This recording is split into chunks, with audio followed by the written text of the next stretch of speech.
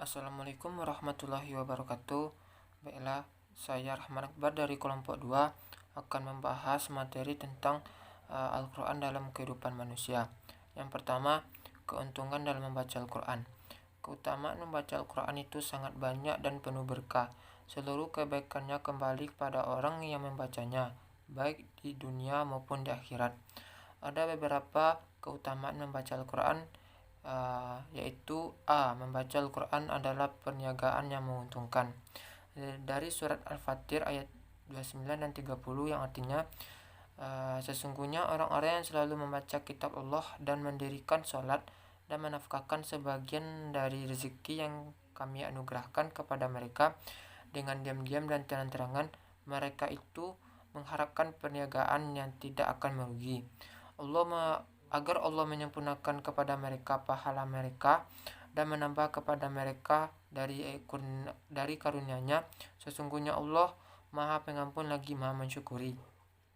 Yang B, mendapatkan ketenangan, rahmat dan malaikat akan turun karena membaca Al-Quran. Yang satunya, turun ketenangan dan menyelimuti hati mereka. Sesungguhnya hadiah pertama oleh orang-orang yang berkumpul untuk membaca Al-Quran adalah ketenangan di hati mereka. Yang kedua, hati mereka diselimuti oleh rahmat. Dalam surat Az-Zukhruf ayat 32 yang artinya, dan rahmat Tuhanmu lebih baik dari apa yang mereka kumpulkan. Oleh karena itu, kita yakin bahwa apa yang dipetik oleh orang-orang yang berkumpul dalam sebuah majelis untuk membaca Al-Quran dan mempelajari Al-Quran berupa kebaikan yang besar, tidak bisa diukur dengan harta kekayaan mereka. Yang ketiga, mereka dinaungi oleh para malaikat. Para malaikat yang mulia, mereka dengan sayap-sayapnya sebagai penghormatan dan pemuliaan kepada mereka, karena mereka berkumpul untuk membaca dan mempelajari Al-Quran. Yang keempat, Allah Subhanahu wa Ta'ala menyebut-nyebut nama mereka di hadapan makhluk yang mulia. Maka Allah Subhanahu wa Ta'ala menyebut-nyebut nama mereka di hadapan malaikat adalah bahwa Allah Subhanahu wa Ta'ala memuji-muji mereka atau memberikan balasan kepada mereka di hadapan para nabi dan malaikat yang mulia. Yang kedua, syafaan Al-Quran di dalam kubur, syafaan Al-Quran di alam kubur dan di hari kiamat. Yang A, Al-Quran menjadi tameng dari siksa kubur. Dalam sebuah riwayat, Amru bin Murrah menjelaskan Al-Quran akan melindungi pembaca dari siksa kubur. Diriwayatkan jika manusia masuk di dalam kubur, kemudian muncul semburan api sebagian siksa kubur yang akan melumatkan mereka dari berbagai arah, maka Al-Quran datang untuk menyelamatkannya. Yang B, mahkota bagi orang tua. Orang-orang memiliki kewajiban terhadap anak-anaknya antara lain mengenalkan Allah dan Rasul-Nya, serta mengajarkan Al-Quran. Bagi orang tua yang memiliki kepandaian mereka, Al-Quran wajib mengajarkan kepada anak-anaknya dan membimbing bersahabat dengan Al-Quran. Yang ketiga, memberi syafaat 10 anggota keluarga. Di antara syafaat Al-Quran, setiap orang yang berusaha menjaga kebersamaan dengan Al-Quran akan memberi pengaruh positif bagi 10 anggota keluarganya yang muslim meskipun telah divonis menjadi penghuni neraka.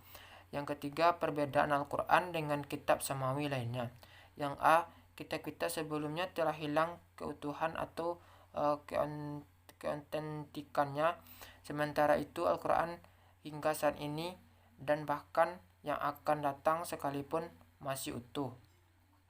Yang B, bahwa Al-Quran ditujukan untuk seluruh alam dan umat manusia, sementara kitab terdahulu hanya diperuntukkan untuk satu golongan tertentu. Yang ketiga, bahwa kitab-kitab terdahulu menggunakan bahasa kaum yang kini telah hilang sejak beberapa waktu silam. Berbeda dengan halnya Al-Quran.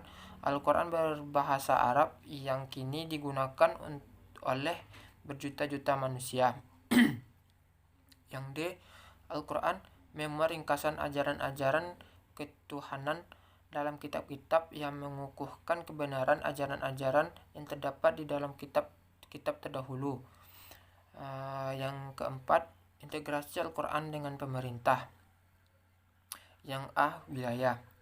Dalam surat An-Nur ayat 55 yang artinya, dan Allah telah berjanji kepada orang-orang yang beriman di antara kamu yang mengerjakan amal-amal yang saleh, bahwa Dia sesungguh-sungguh akan menjadikan mereka berkuasa di muka bumi, sebagaimana Dia telah menjadikan orang-orang sebelum mereka berkuasa. Yang B.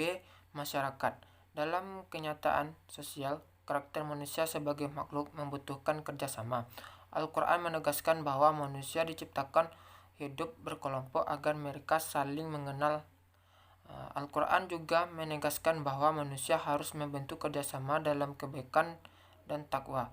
Sehubung dengan hal ini, Ibnu Khaldun menegaskan bahwa organisasi kemasyarakatan penting bagi manusia. Yang C. Pemerintah atau pemimpin. Dalam sebuah masyarakat tentu ada mekanisme pemimpin yang fungsinya yang jelas dan bertanggung jawab dalam melaksanakan kesepakatan mereka. Maka dari penjelasan ini, pemerintah di atas memberikan penjelasan bahwa bentuk pemerintahan dalam Al-Quran tidak dijelaskan secara rinci. Namun, dengan melihat ketiga unsur di atas, dapat digambarkan bahwa setiap kelompok negara atau wilayah hendaknya memiliki pemimpin yang berlandaskan prinsip-prinsip tauhid. Sekian dari saya. Assalamualaikum warahmatullahi wabarakatuh.